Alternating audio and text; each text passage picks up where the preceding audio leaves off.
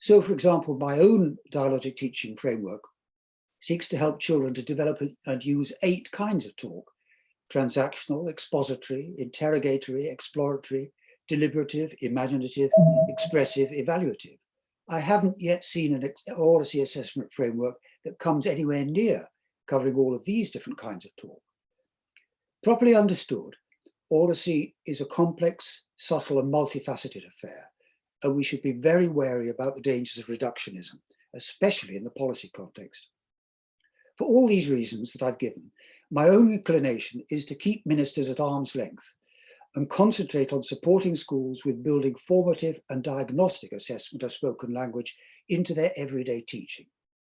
For we should note, as I said in the evidence session last July, that talk of a truly dialogic kind, of the kind that I'm trying to advocate and others here too, is by its nature evaluative. In dialogic classrooms, teachers and children listen, think carefully about what they hear, engage reflectively and critically with what is said.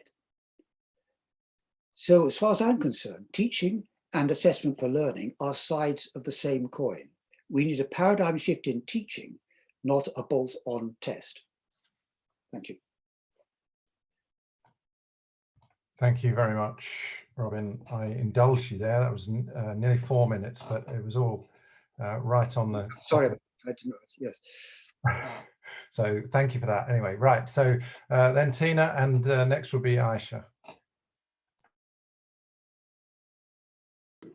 Thank you very much, and apologies for my cat. As I said on the chat, she's no respecter of audience, so she might just decide to join me as I talk to you.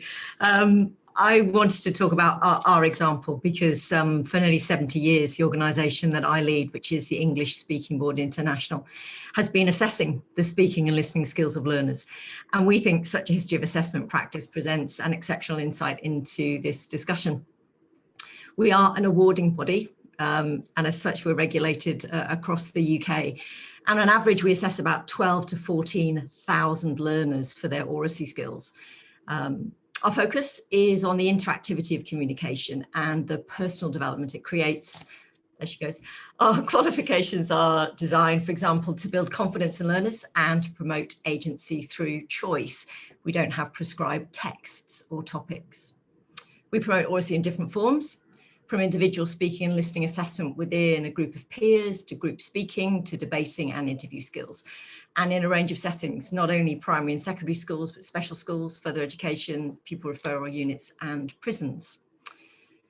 So to effectively promote Oracy and to gain the trust of our centres, we also recognise the importance of qualification validity and high standards. All our speech qualifications from level 1 to level 4 are Ofqual regulated, which means that we have to ensure that they are valid, reliable, manageable, and fit for purpose.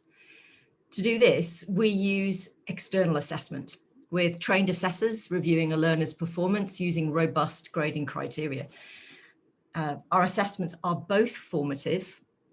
All the learners receive a personalised and constructive feedback to develop their skills, and they're summative in that the learners receive a grade. While we have a long-standing method of assessment that we think is authentic to speaking and listening skill activities in real life, we recognise the value of different forms of assessment in developing Oracy and helping learners fulfil their potential. Indeed, the use of assessment for one purpose, be it diagnostic or formative or summative, might not be suited to another purpose. In our original submission to the APPG, we called for a variety of forms of valid and reliable assessment to be used, and for schools to choose which methodology suits their schools and their learners. So to finish, as Becky said, teachers have given us feedback about assessment and we are listening. Every day, these teachers are my clients. Teachers also need to be at the core of our recommendations. Are the forms of assessment we promote able to validate their teaching and learning practices? Are we helping them with embedding high quality Oracy? Are we empathetic to the reality of their enormous task and still willing to challenge for better Oracy? In our experience, authentic accredited Oracy assessment can be a significant landmark achievement for learners for whom current summative assessment via mainly written exams either cannot be achieved or does not connect with them in a way to engender and empower their achievement. even for our primary learners. One head teacher has described our certificate as a golden ticket in terms of confidence building and empowerment. We have seen firsthand for 70 years the power of Oracy and how it can make a difference to the lives of children and young people. As other people have said, assessment is a valid, empowering and effective tool in their Oracy journey. We have to make it reliable and authentic, and it is possible. Thanks. Thank you very much. Okay, next to Aisha, and then after that we'll go to Alice, please. Thanks, Rob. Okay, so I'm not a fan of high stakes or statutory or even really summative assessment of Oracy across age groups in schools. And I think apart from maybe at GCSE, and I'll come back to that, so for me, it's about purpose. So our purpose here is improving the teaching and learning of Oracy, particularly for more disadvantaged pupils. Improving the standing of Oracy is important in the curriculum. So yes, we need a common understanding of what we mean by progress in Oracy. That's hugely important. So, but my view is that well-designed formative assessment of Oracy skills is really important throughout schooling. So producing descriptors, exemplars can be really helpful for this. I'm not totally sure they should be age-related, but anything that's high stakes for the students or linked to accountability, I have some serious concerns about. And the reasons for my concerns are, yes, it's really hard to design these assessments well. I'm not one to shirk assessing something just because it's hard to assess. But I don't think we can pretend we can do this reliably. And in a way, that is a deal breaker. If we can't have reasonable confidence that a pupil who's better at it gets more marks, then we shouldn't really be doing it this way. But reasonable confidence is the key. And so I think if we want to have it somewhere, then GCSE is the place, and we have an opportunity right now. And that's because we are in a climate moving more towards trust in teacher assessment. Now, right now, that's because we have to, but there it is. I think that's our gap, that English language GCSE, it was taken out of the grading because of reliability concerns. English language GCSE is not very reliable anyway. So why not? And we've got more, newer techniques of looking at reliability and so on. So I do think we should try to find ways for it to get back into the grading for English language, but I'm not a fan of introducing assessments at other stages in schooling that are scored or tied to age-related expectations. And it's not just because of reliability, it's also issues because of capturing complex multimodal evidence. It's highly context dependent. Dangers of narrowing the construct to what's being assessed and also to what's assessed most easily, like presentations, trying to quantify performances at different levels where it then starts to get meaningless. It becomes about meeting targets. So I know we want to promote the importance of these skills, but I think I'm saying yes to formative assessment and yes to tools to help schools with that, but no to assessment for high stakes purposes apart from at GCSE. Thanks. Okay, thank you, Aisha. Forgotten who I said next. Was it Alice? It was, yes. Okay, and then after that, we'll come to Guy. Thank you, Rob. Sorry. I think perhaps what Aisha said is really interesting, because I think this is part of a much bigger question about how we assess young people, full stop. And this kind of pressure around grading everything and having high stakes cliff edge exams is more than just about how we measure Oracy. The Edge Foundation is interested in Oracy as part of a wide ranging element of both the curriculum and teaching and learning. And so I suppose we come to this from the point of view of believing that Oracy shouldn't just be a kind of bolt-on and separate activity you do on Friday afternoon, but it should be judged across the board, because Oracy is a fundamental part of everything that young people and teachers do in the working day, and also at home and with their families. So I think it's important that however we do this, we don't just mark the interactions that are labelled Oracy, that we understand how young people and indeed teachers and adults communicate all the way through their day. I think that we have to be careful how we go about assessing this, because we could end up with quite sort of negative connotations around Oracy for some young people, because you could say, for example, you know, Sarah struggles to articulate her thoughts, rather than Sarah is building her confidence in class by interacting more during lessons. And we could end up with young people struggling to build their confidence as much as those recognizing that they're building their confidence. So I think it's important that young people are able to recognize how they're developing and recognize how those skills are developed, and be able to mark examples of good practice and how they have improved. So I think we've got to be really careful about how we reinforce constructively young people's use of oracy articulation, both in class but also through all their lives.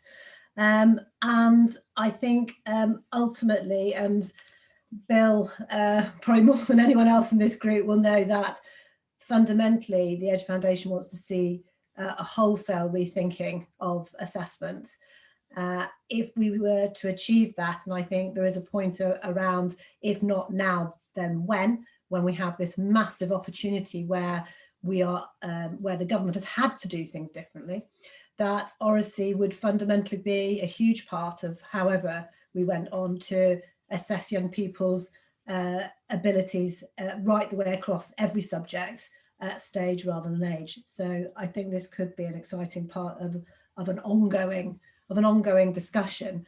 And I totally understand the point that there is a strong argument to assess Oracy, as we know that only things that are measured count. But really, for me, it's got to be part of a much bigger discussion and a much wider revolution. Thank you. Thank you very much. So then next to Guy, and then after that will be Bill. Guy, over to you. Thank you, Rob. Hello, everyone. My name is Guy Melliwish, and I work for WJC, the awarding body in Wales, who also provides Ofqual regulator qualifications at all levels, as well as having our own regulator qualification in Wales itself. So I'm responsible for 3 qualifications in English and English language, the primary one being GCSE English language, available to centres in Wales.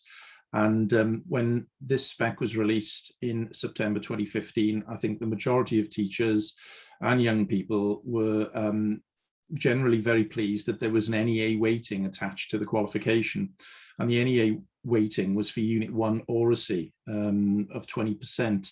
So the unit has 2 tasks equally weighted, 10% each.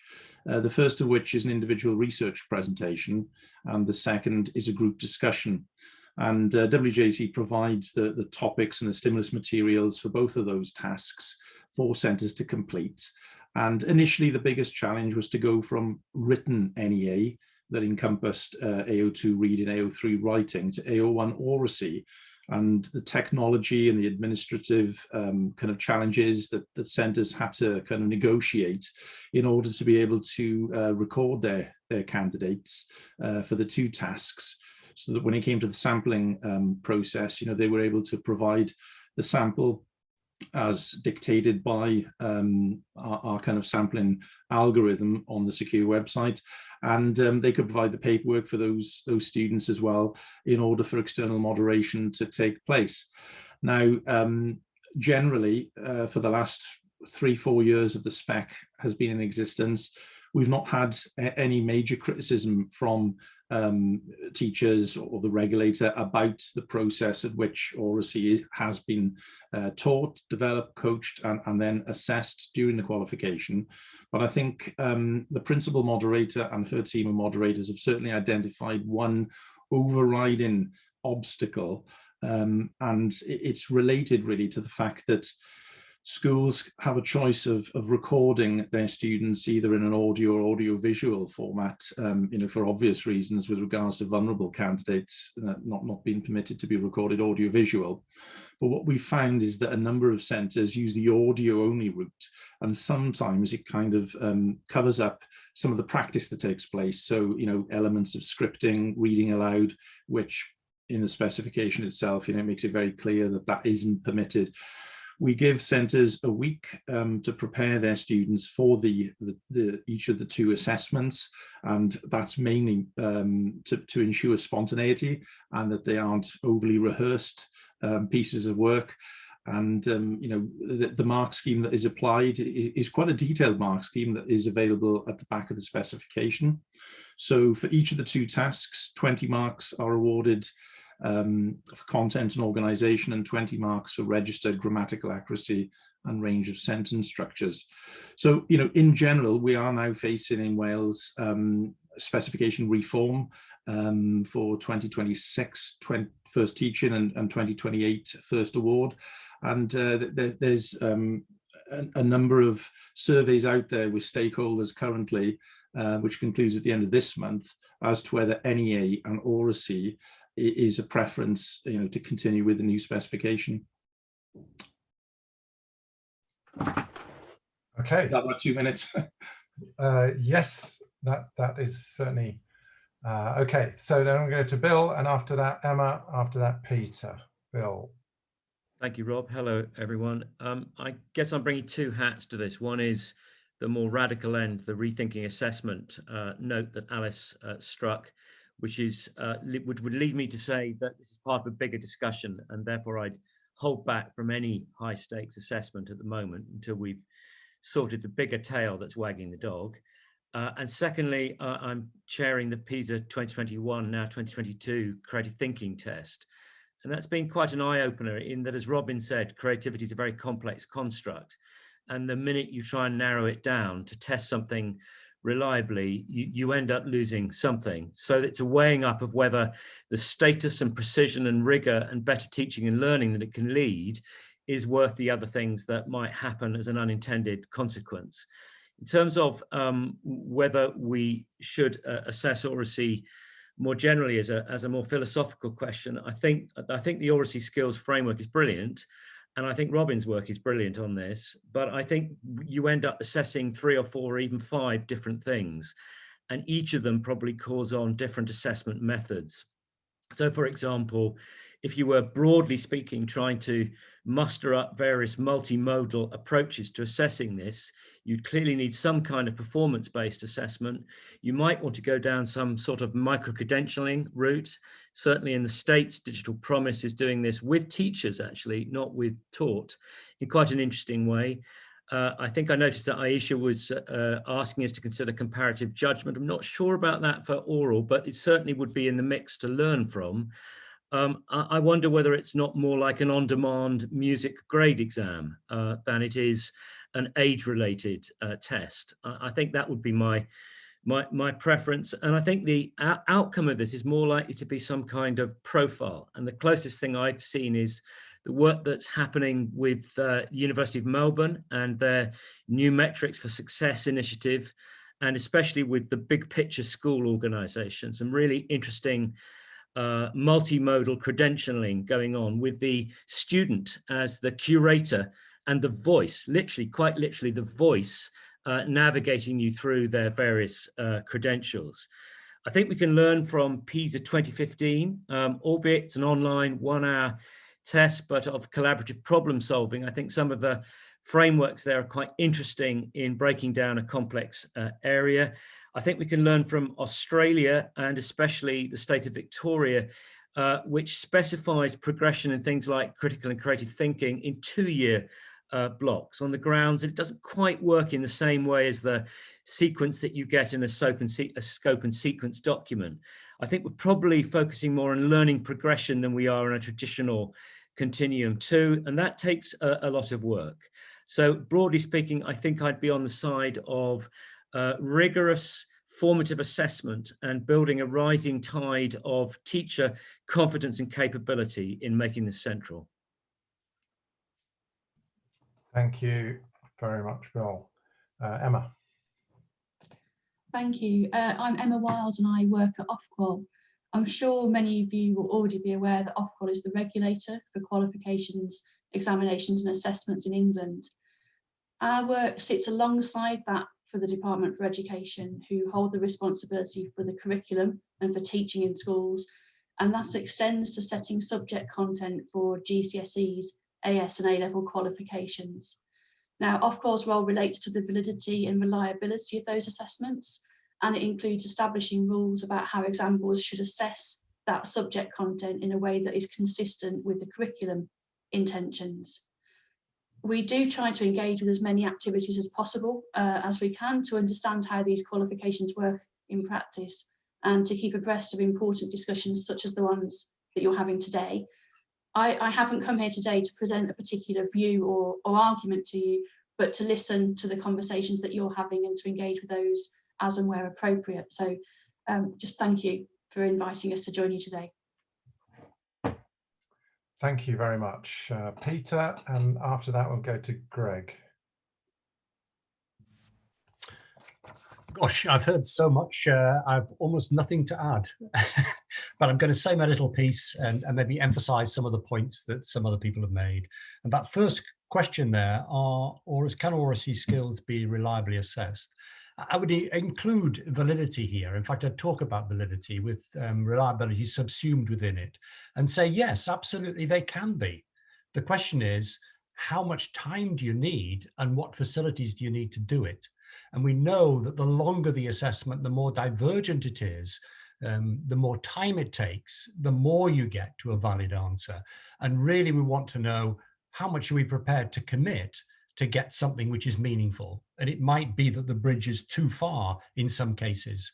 You need different contexts, you need different assessors, and to what extent do the assessors agree with one another? And that will determine how many you need. And therefore, can you get away with just a teacher? Do you need an external? Do you need 5 people doing this or more? And those are questions which will determine what you can do, and also your very construct of the Oracy and the different facets of it.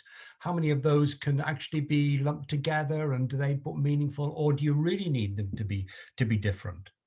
And once you've got your assessment, you do need to look at differential item functioning. To what extent does this particular thing favor that particular group by SES, by ethnic origin, by social class, by first language? You need to be looking at those to make decisions as to what is meaningful and whether it's worth the candle. The second question there, the different options for assessing, and we've got formative or summative. Yes, of course, those are big deals. And of course, the formative is going to be really important as we move through there. Maybe with the summative, let's think about that. But you have to think about whether this is going to be teacher controlled or exam board controlled or some other organization controlled. Will you use peer assessment in this? We've heard, of course, that Oracy often involves more than one person. Does the other person have a say in the assessment that comes there? And I love the idea of the awards against the kind of music format that Bill talked about earlier, because I think that might provide an alternative way of thinking of that. And I'm going to say something about that a little bit longer. And also, Bill mentioned the collaborative problem solving, which we're seeing in PISA now. And if I just read out a little bit from the definition coming from the OECD, as the capacity of an individual to effectively engage in a process whereby 2 or more agents attempt to resolve a problem. That's Oracy, if ever there was, or one aspect of it anyway.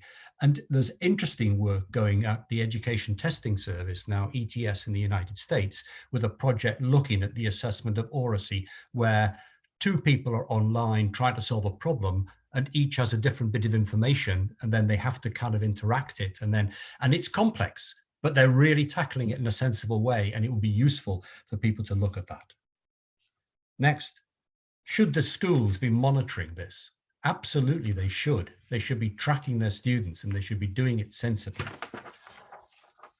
And what about the age-related norms? I agree with another speaker that that's not the way to go.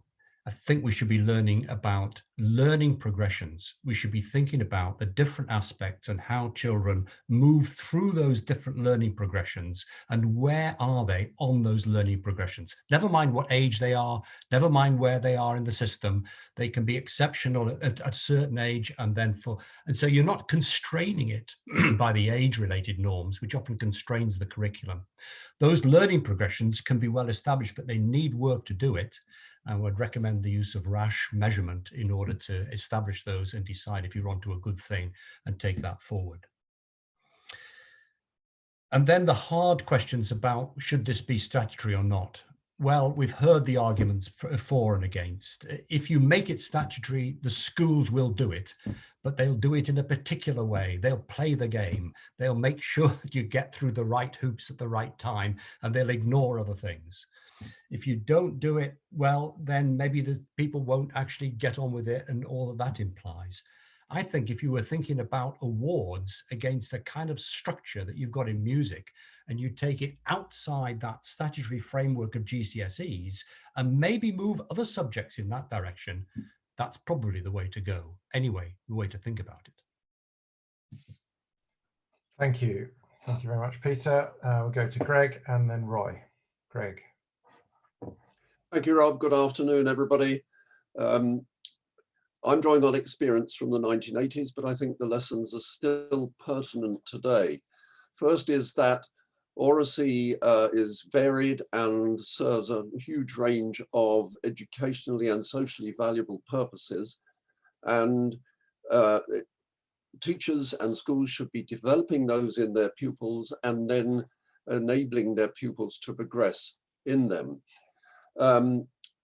Secondly, can Oracy be assessed reliably? Yes, I'm going to cite you some figures that we established during that research, the APU language monitoring project of the 1980s at NFER. We found that between the on-the-spot assessor and the two cassette tape assessors, we found correlations of between 0.63 and 0.83 across a range of tasks, and between all three of them. Now, if you don't think those are particularly high, you need to realize that correlations are between teachers trying to assess, impression mark the same pieces of written work are never much higher than that, and indeed are quite often lower. Lastly, yes, it must come back as a statutory part of the assessment at GCSE English. You know, it seems to me that the dropping of that requirement in 2014 was a seriously retrograde step, and it can be done, and it can be done properly. But I've got to sum all of that up by saying, finally, if you're going to do this, it must be done properly and rigorously. Thank you. Thank you very much. So we'll go to Roy and then to Mina. Thanks, Rob. 4 or 5 observations, then a recommendation. Becky stole my thunder. The Bullock Report Oral Language Chapter 10 begins, "We children beg thee, O teacher, to teach us to speak, because we are ignorant and speak incorrectly." So the children need to be taught. Secondly, I chaired the Forgotten Third. We recommended there of a passport, which would drop GCSE, but would include 25% Oracy recommendation for all children. Thirdly, the fact that speaking and listening, as the previous speaker has said, has dropped out of the system means we never won the argument, even though the Welsh have. Fourth reflection would be rethinking assessment is how we absolutely have to come at this. That's the bigger game, and a couple of people have mentioned that already. I don't know, Rob, you could ask in a minute how many people on this call have a PhD. But a PhD is defined as a viva voce, an oral test. It's a focused discussion giving you the opportunity to defend your PhD thesis in front of a panel of academic experts. So let nobody with a PhD tell me you can't do a fair design. And my last point generally is we need 2022 to be a year of Oracy. Those are my reflections. I only have one recommendation, because if we genuinely want to make every geography, science, DT teacher in a secondary school see Oracy as important, we have to put 25% of the examination of their subject, whether it's GCSE or beyond, at the heart of their work. It's done all over the world, go to Estonia, but 25% of every examination at 16 or 18 or whenever we do it, if it's built in as Oracy, a viva voce, we'll have clinched it, and I think finally have raised the profile of Oracy in the way we need to do. Thank you. Thank you very much. Now, Mina, you're on my screen, I think, as Robert, but I think you are Mina, is that right? You're muted, I think, sorry. Yeah, I was just saying, Roy, sorry, I haven't changed sex during the course of the conversation we've been having. Thank you very much for inviting me. Mina Wood, I have just written a secondary curriculum transformed, and I had one entire chapter devoted to oracy skills. So I have a real interest in this, and I'd just like to thank Roy actually for taking the first part of what I was going to be saying. So, you know, because I totally endorse what he was saying, and that's actually going to be the thrust of what I'm going to be saying. Oracy skills, self-expression and active listening skills should have primacy in the curriculum. Why? Because they're arguably part of cultural capital that distinguish between those students who can deploy these successfully as a learning technique and those who cannot. And in the UK or in England, I don't think we should be carrying on to create children as being the winners and losers within the education system. The use of EdTech in the last year has meant that children have lost out on spoken skills, consequently social and emotional cognition. And these essential skills of oracy and listening skills should really now be a key focus, as Roy was saying, in 2022, because they're a powerful tool for deepening and furthering learning across the curriculum, allowing our students to showcase what they know, what they don't know, the common misconceptions in their learning through, for example, elaborative interrogative questioning.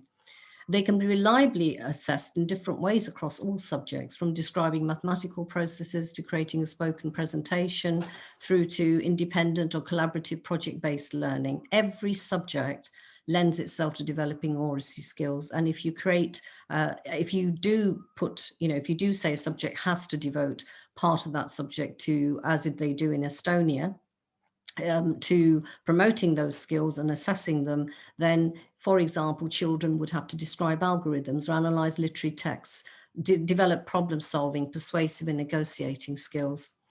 They would build up confidence in self-expression through regular and valid, reliable formative assessments. We can use an oracy skills competencies framework. There was one developed by the EEF in 2015, and that report itself, I think, is quite key in informing a competency skills, oracy skills framework. Curriculum mapping that every school, more or less every school, is undertaking at the moment across subjects and across the curriculum, it lends itself to incorporating oracy skills, oracy assessments at specific points. So it should not be too onerous for teachers to implement. Conceptual thinking is promoted through oracy skills and the interconnectedness of skills across curriculum. For instance, why can't we have a whole school learning map with a graphic icon that signals oracy in each subject? One simple example would be how students explain how they use their mathematical algebraic skills in calculating profit in business studies or balancing chemical equations in science. So this becomes relevant and becomes memorable for children in terms of their learning, and that's how the deepen learning is going to be happening. As a former French teacher many years ago, oracy and listening assessments for children are quite the norm, and they're quite valid and reliable throughout the GCSE course. So it is possible for English to resume a spoken and listening component, which is assessed. Drama assessments are also drama assessments also happen.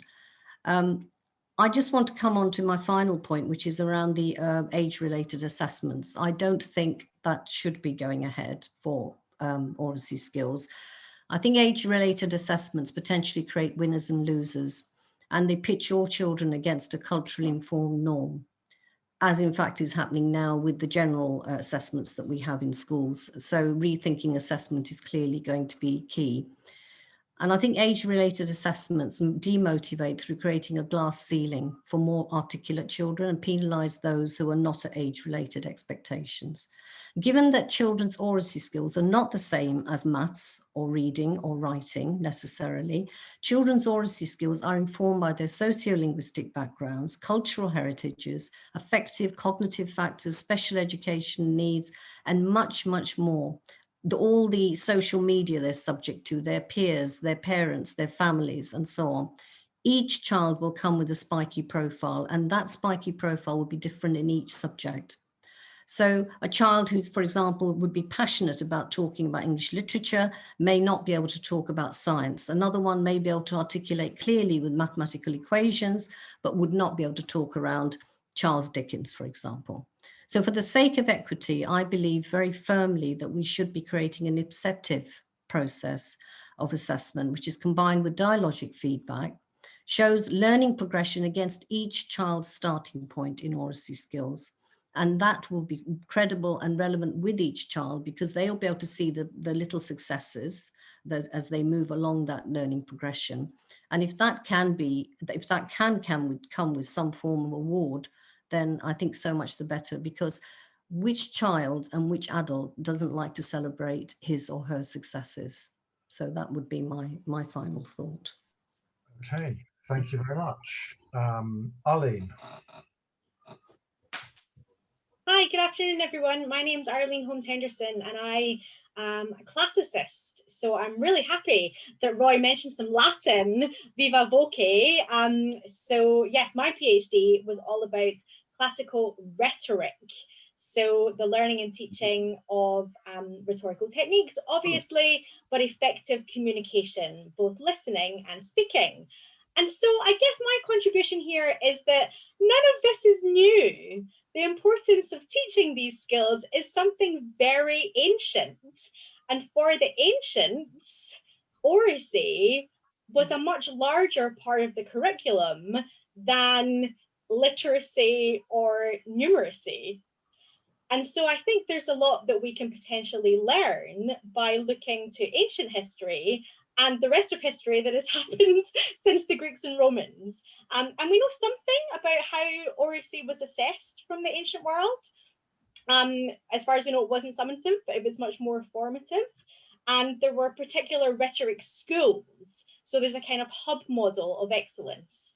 There's also an apprenticeship model. And for the ancients, rhetoric was associated very closely with citizenship.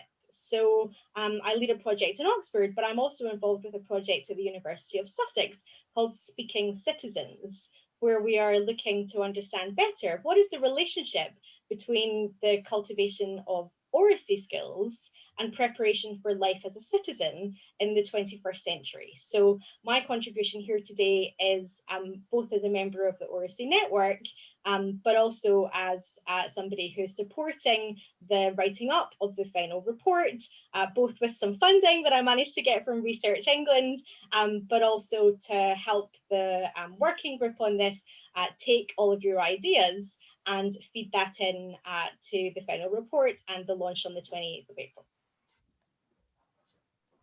Thank you very much. Now, there is one other person on the screen who I'm afraid I don't know, and your name says Mrs. Dale. You're not on my list. Do you want to have your 2 minutes to say your piece? I just really to reinforce, yeah, I'm Lulu Dale, sorry, that's because when I'm teaching on Zoom. Yeah, no, I understand. I didn't have time to change it. But yes, I'm the senior assessor for the English Speaking Board, and a lot of what people have said has resonated very deeply with me. I'm actually a speech and drama specialist, and I very much believe that it can be taught and it can be measured. I like to focus on the teaching of Oracy as a journey. It's a journey from beginning to end, from a childhood to hopefully a richly articulate and confident adult person. So it's not something you just measure at the end. I think it can be measured from the beginning. And I totally agree that it should be done in levels rather than ages, because children progress in a very, very spiky fashion, particularly when they're little. My little wallflowers I see in year 1, become very confident, sometimes at year 3 and sometimes not until year 6, absolutely fine at that stage. I think from my 30 odd years of teaching experience, I know that I can expect a certain level of achievement at the different levels. So a level 1 child, for example, might give me yes and no answers, or an entry level child, yes and no.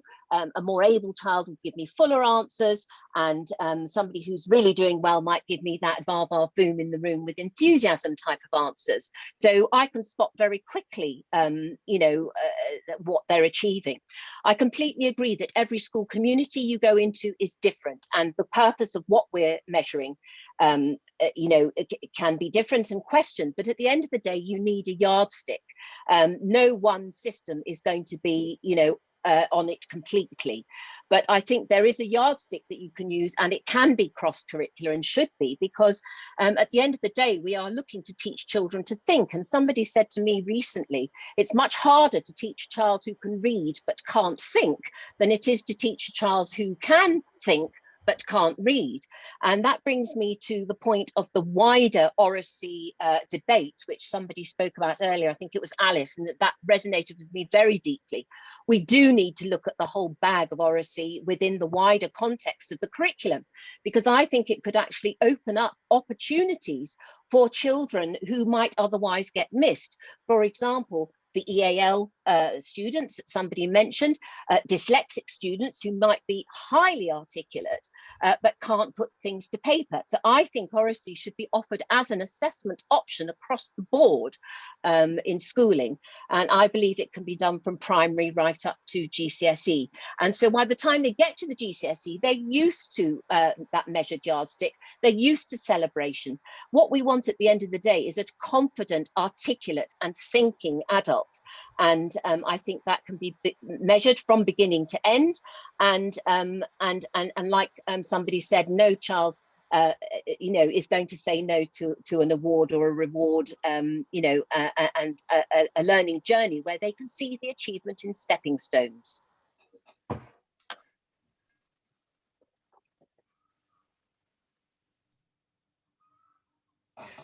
Thank you. Sorry. I hope that's given everybody an we've heard from everyone. Shout now if we haven't heard from you and you wanted to speak. That's been really interesting, really challenging, I think. I mean, before we started talking about this, it was very clear to me this is a complicated set of questions and a really quite an intractable set of problems here, I think.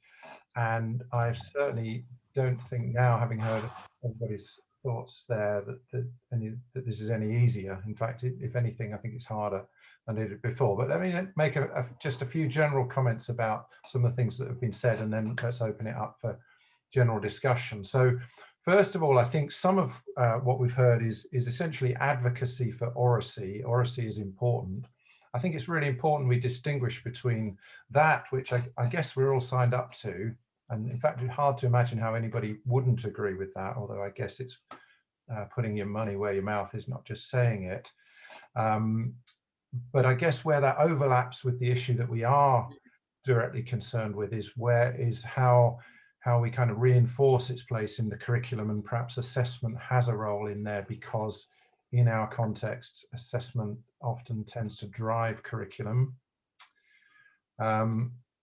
But those are separate issues, I think, or a bit separate. Secondly, I think people have talked a little bit about high stakes and the context of England, perhaps in comparison to the context in Wales, was mentioned slightly there.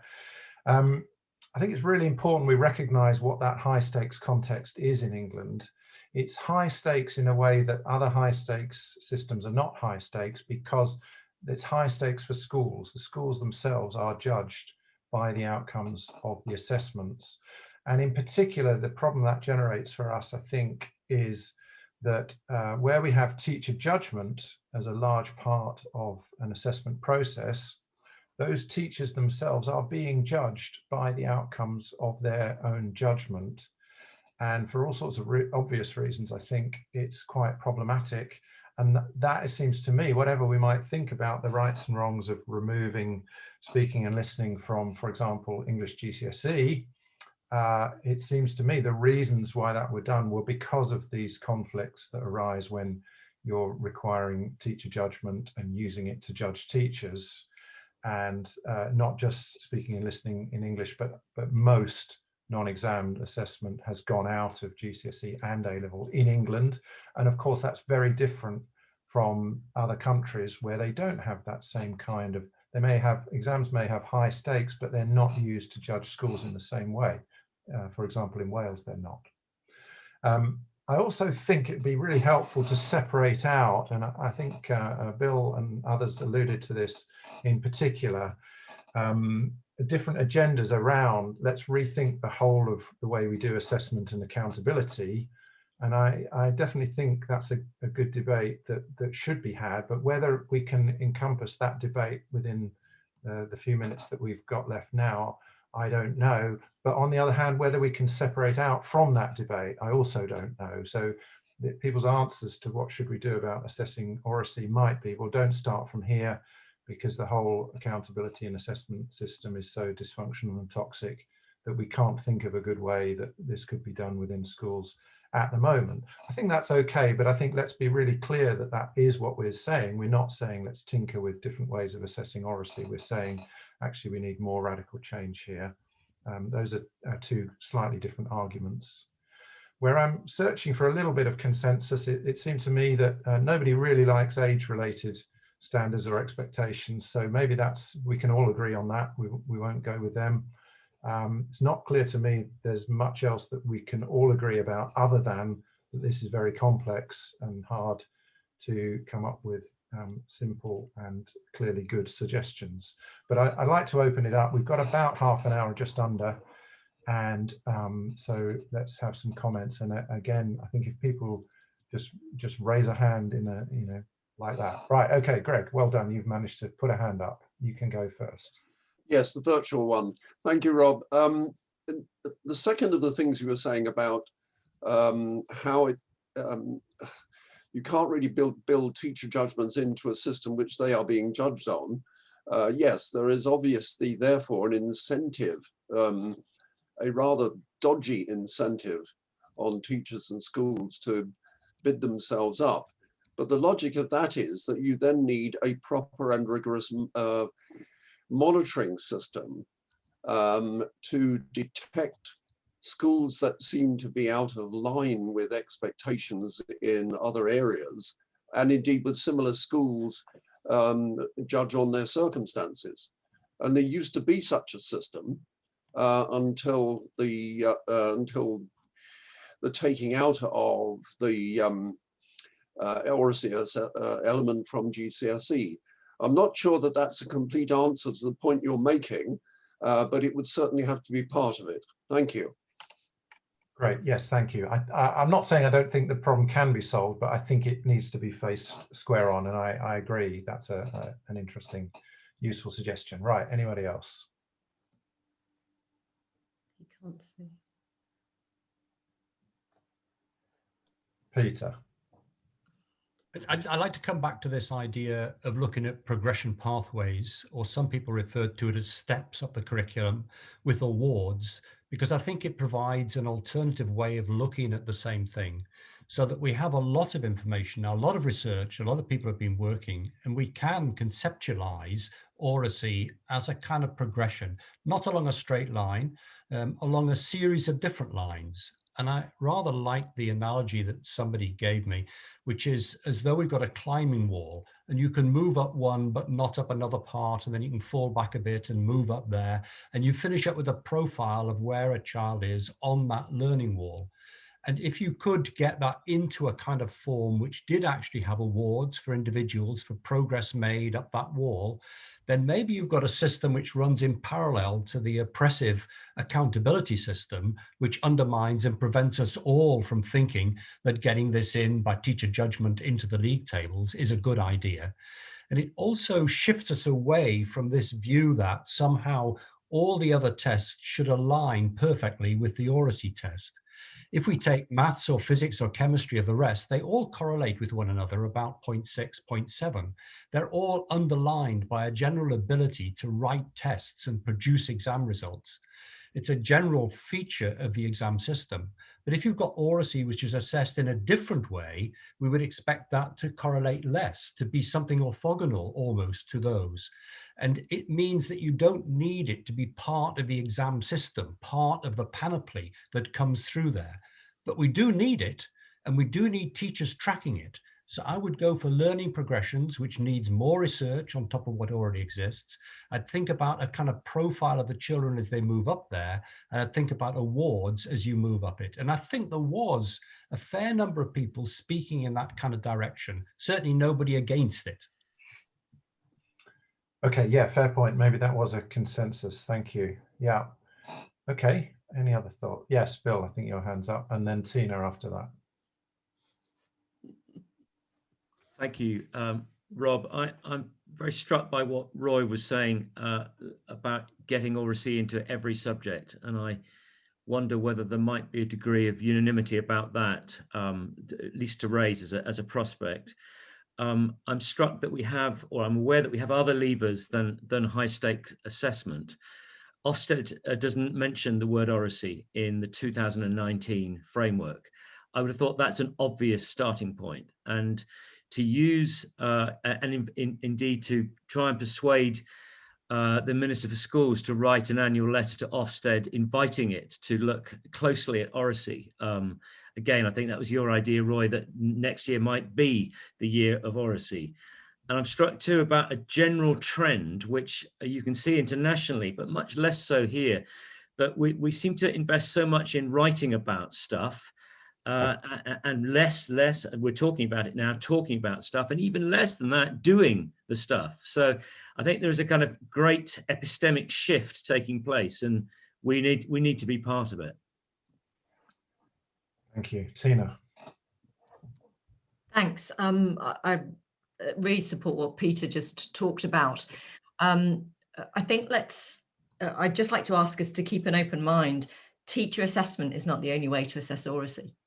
And what we do is we bring in external assessors. So that meets some of the concerns that people have had, and indeed the concerns that unfortunately led Ofqual partially to remove the graded element out of the GCSE. So I do think we need to not discount that in the discussion, and I didn't actually hear that in the summing up. I'd also like to suggest that I really do agree with the fact that Oracy should be throughout the curriculum. That's the way that we encourage our schools to have the best experience. It also then doesn't rely on one area of the school, which makes it a bolt-on, which makes it an additional. And as we know, our teachers are continually bombarded with extras that they think that they have to do. So I would really support that we keep an open mind about what's possible when we're talking about it, and not just redact it to teacher-based assessment. And support the possibility of a different form of assessment. And I'm really pleased that we haven't got stuck in the debate about GCSE, because why should we have to use Oracy to follow what's the pattern? Because as you've said, Rob, there's a wider debate and it's difficult for us to do everything in this conversation, but why not feel constrained? And I'd really support the fact that we look differently at assessment. We don't try and shoehorn it into a methodology that's already within schools, and we give schools an opportunity to choose, because I think everybody here actually is of a view that you can assess Oracy. And so I think there would be lots of options that we could present to schools and the government about reliable and valid assessment. And don't forget, for those people who don't know, Ofqual's colleague who came to talk is from the general bucket. We're in the vocational bucket. So where Oracy currently sits is in the vocational scheme of Ofqual. So if you've never looked at that, please go and have a look at it, because you won't now find it within the general qualification. So thanks for that. Thank you. Mina, I think your hand is up. Yeah. Yes, thank you. I made 2 points on the chat that I just want to reinforce. So one is around the fact that I think I mentioned we have a precedent in GCSE French and drama, which both assess listening and spoken skills. So if you're looking at a summative assessment within a GCSE, which has accountability, then those two are there. But the more important point I wanted to stress again was the point that I think that Roy made, and that I would like to stress, is around, and I think other people have now made it, is around assessing Oracy skills. And I think we need to look at the purpose of this. It's about developing children's Oracy skills within a subject, because it will lead to better learning in that subject and better understanding and better metacognition. And if we look at Estonia with the 25% Oracy skills quota, they have higher levels of assessment overall than England. So that's one point we should bear in mind. That's the PISA 2018. The other point that comes back to Bill's point about Ofsted. Now, Ofsted doesn't necessarily specifically mention Oracy, although once upon a time when I was HMI, I think Roy probably remembers this, we did look at Oracy skills. in schools. But anyway, moving away from that, now the 2019 framework very clearly says that there has been, they look at skills, knowledge and skills. Now, if the skills that you're teaching within a subject support, and it could be Oracy, support conceptual thinking, support creative thinking, support problem solving, and then therefore deepen the learning for the child and the metacognition, therefore that would be seen by Ofsted or any inspector or any person worth their weight as being perfectly valid. So I think what we need to look at more is why we're teaching the Oracy skills, or why we're developing them, or why we're providing structured opportunities across our curriculum for Oracy to develop, more than should we be testing it or shouldn't we be testing it.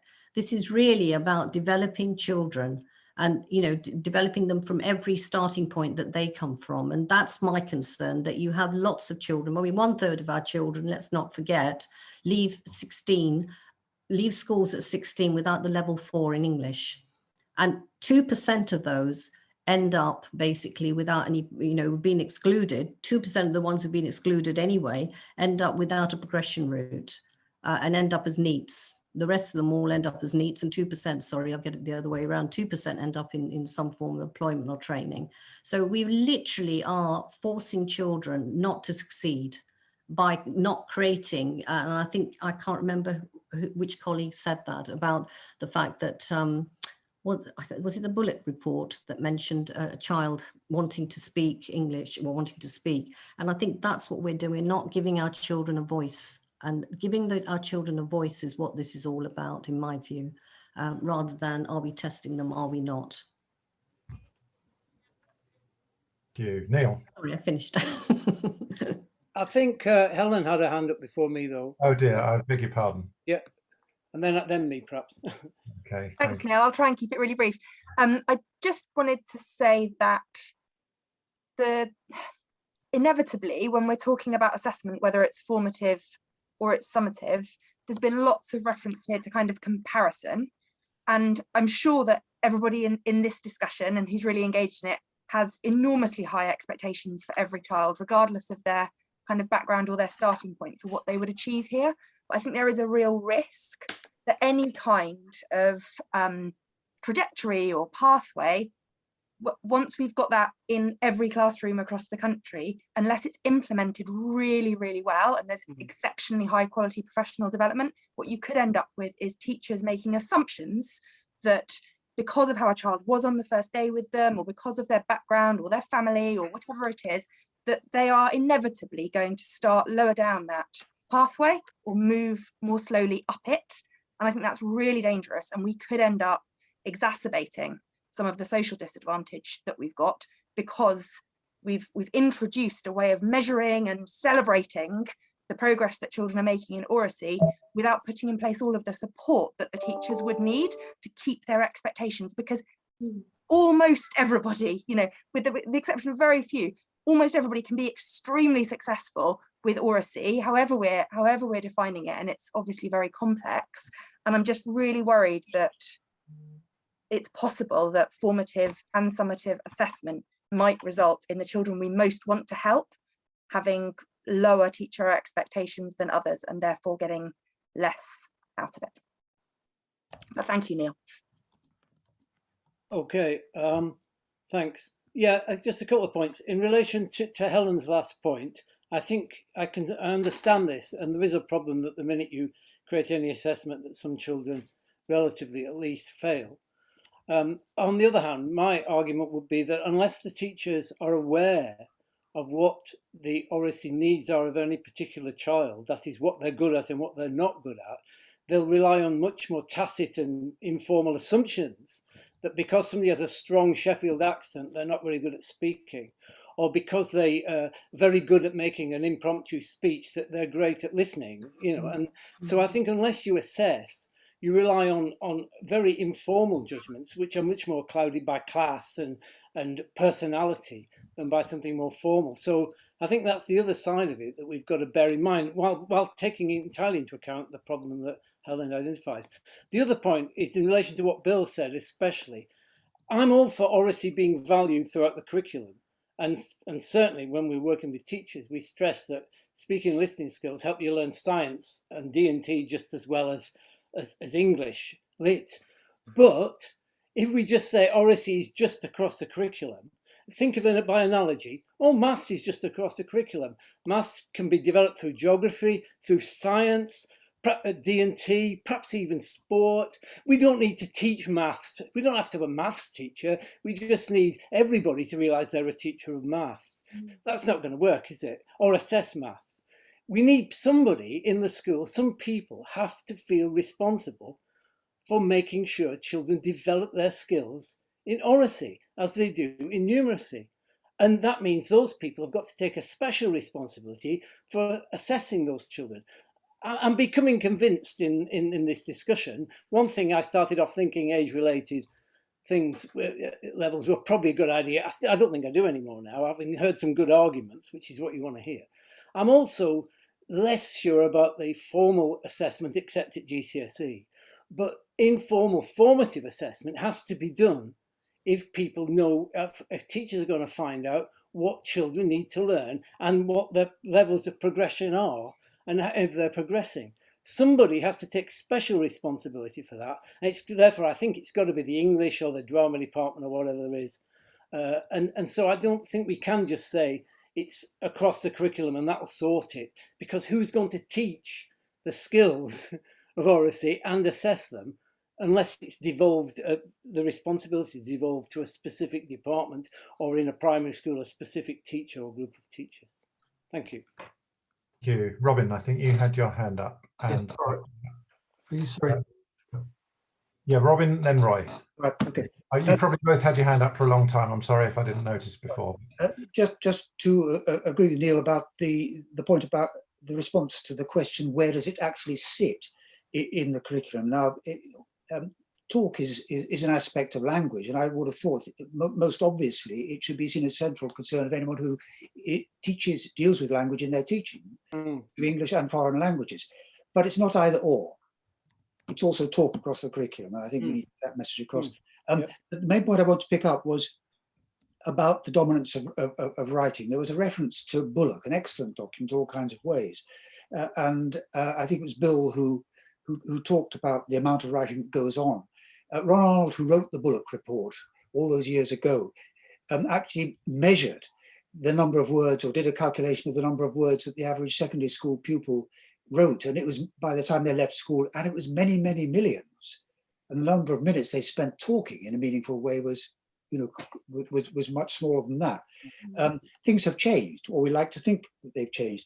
But here I want to caution against the cross-cultural comparisons that have been made. Estonia has been mentioned a number of times, approvingly in relation to assessment. It's important to recognize that countries which have strong patterns of oral assessment also have a strong tradition of oral pedagogy, which we do not have here.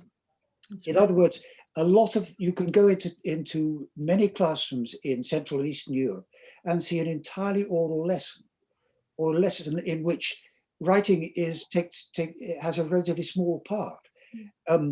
Our tradition is, let's do a bit of talking, now write about it. The inspectors come in and say, we want to see examples of children's work. What do they mean by that? Their written work, as if their spoken work isn't work at all. So there is a cultural shift needed here. And I think it's appropriate that I make this point towards the end of this session, because I think as a prompt to those who are working on the final report, I think it would be very important to square the circle between what the report says about oracy within pedagogy and oracy within assessment. The two really are critically linked. Thank you. Roy? Yes, I too remember Ronald Arnold doing that work, Robin. This is a report, is it not, in the end, to politicians? And I guess, like others on the call, you look at where are the doors ajar. Practice, in my experience down the years, shapes policy, not the other way around. And if you genuinely, I think, want to raise speaking and listening, the profile of oracy, I think, Robin, you're right, it is a cultural shift. Where are the doors ajar? Well, be careful what you wish for. This year we don't have SATs, GCSEs, league tables or Ofsted. Just imagine that for another 5 years. Would we continue in the same way? So the door is ajar. If you look at A-level theatre studies, it's about performance.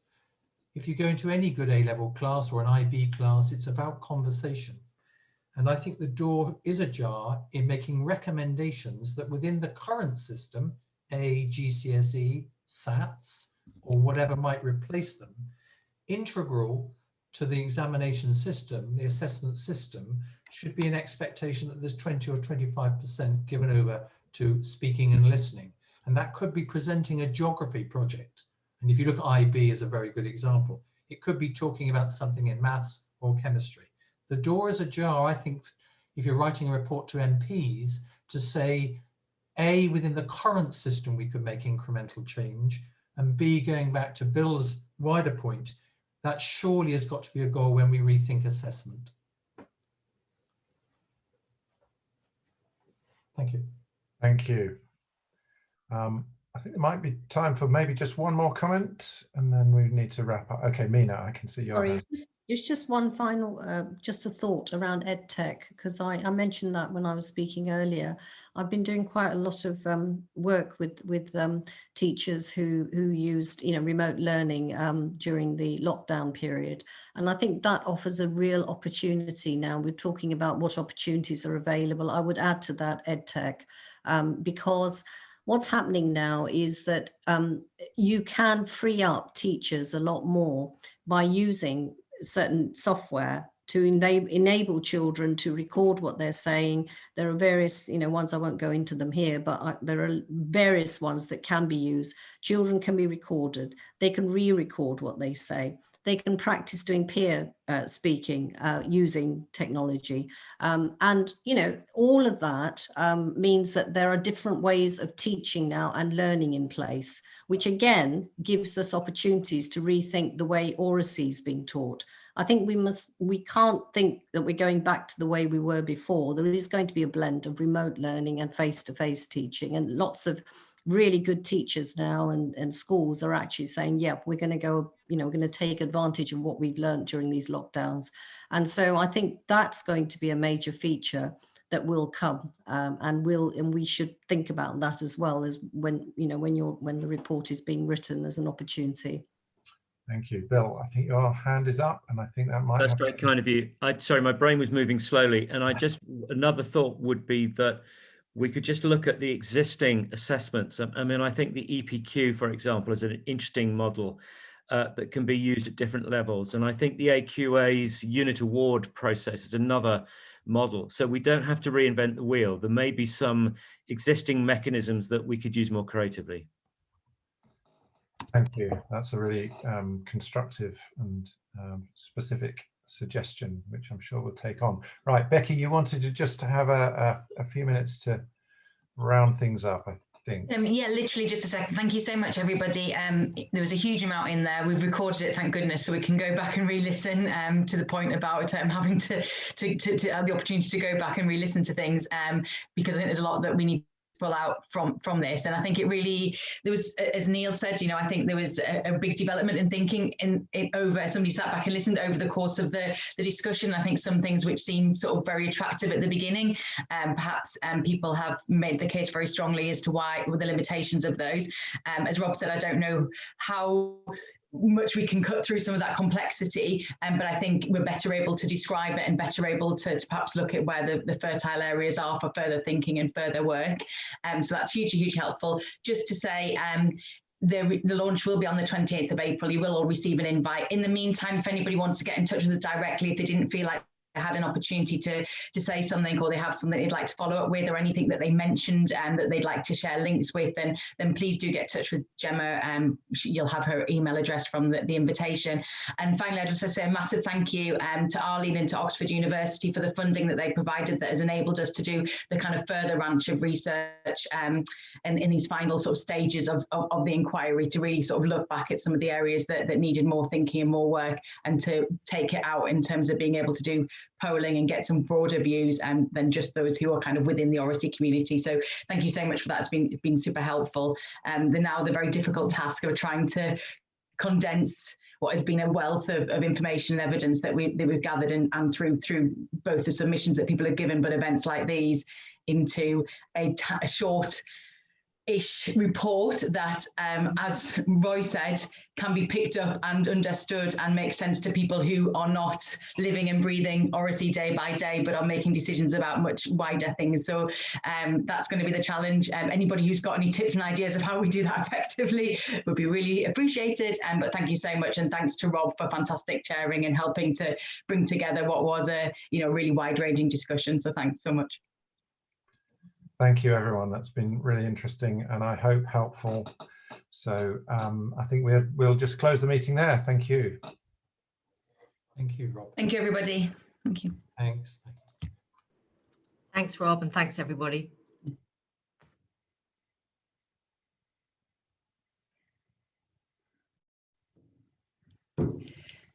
Great. Oh, brilliant. Thank you so much, Rob. Thank you. Are you on mute? You're on mute.